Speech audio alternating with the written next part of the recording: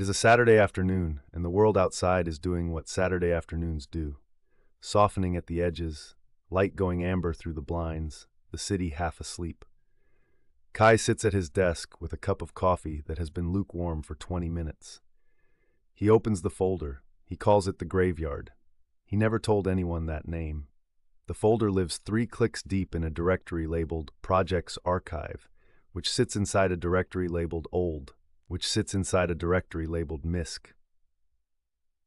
He made it hard to find on purpose, not to forget, to make himself mean it when he came back. He opens the first document. It is dated 4 years ago, 11 pages, a marketplace for freelance structural engineers in Southeast Asia. He had done the market sizing, he had made a slide deck, he had even cold emailed 7 civil engineering firms in Manila before realizing he had no idea how procurement worked in the Philippines. The document ends mid-sentence. He does not remember why. He opens another, a subscription model for local restaurants, not delivery, just a dining pass, a way to give neighborhood spots predictable revenue before anyone had named that idea. The logic is clean. The numbers are plausible. Someone built this, he thinks.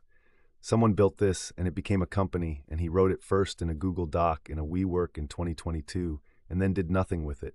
The afternoon holds still. He keeps going. An app for tracking medication adherence in elderly patients, with family visibility dashboards. A carbon offset marketplace that worked through corporate purchasing. A tool for syncing project statuses across Asana, Jira, and Linear, so middle managers would stop scheduling unnecessary stand-ups. A platform connecting immigrant professionals with mentors from their home countries who had already navigated the transition. Each one a small, complete world. Each one sealed. He thinks about Priya. Priya had been the closest thing to a co-founder he had ever had. They had met through a mutual friend, grabbed coffee, discovered they had the same conversational tempo, the same habit of building to a point and then undercutting it with something dry. She was a machine learning engineer. He was coming off a failed attempt at a B2B SaaS tool for creative agencies. For 5 weeks in the winter of 2023, they met every Saturday morning and talked about what they could build together. It felt real. It felt like the version of the story where something happens. Then Fang called. The offer was the kind of number that changes the sentence structure of a life. She took it.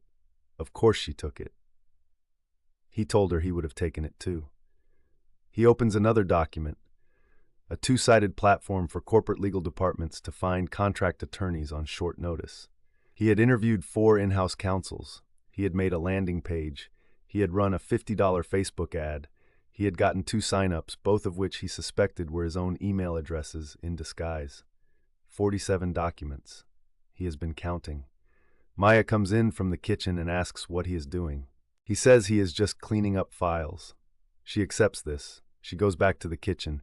He hears the sound of something being put in the oven, the soft, mechanical thunk of the door, a Saturday sound. He looks at the folder. He looks at document number 47. It has no title. The file name is just a date, 2023-2/11. He opens it. It is a concept for an education app for children, not flashcards, not gamified spelling tests, something different.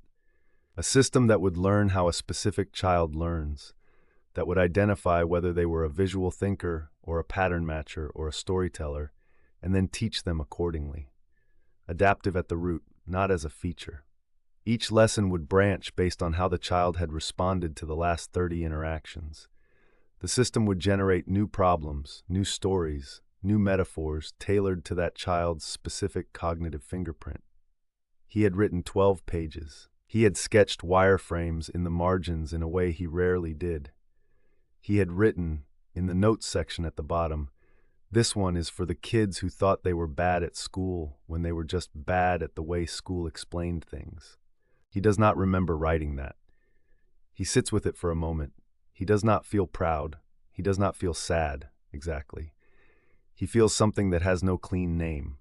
The weight of a version of himself that kept showing up, kept building cases for things, kept believing that the right idea presented clearly enough would eventually produce a result. That version of himself had tried 211 times. The folder says so. He counted. This one was good, he thinks. He does not say it out loud. He thinks it once, clearly, the way you think something you want to mean.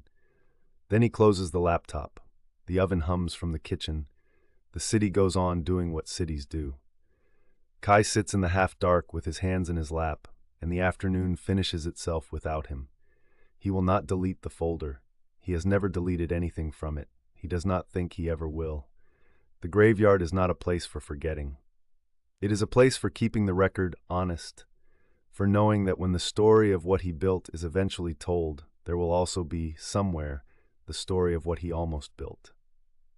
The 211 things he saw clearly and could not carry. He gets up, he goes to the kitchen, he does not open the laptop again that day. Next episode, the Hector year.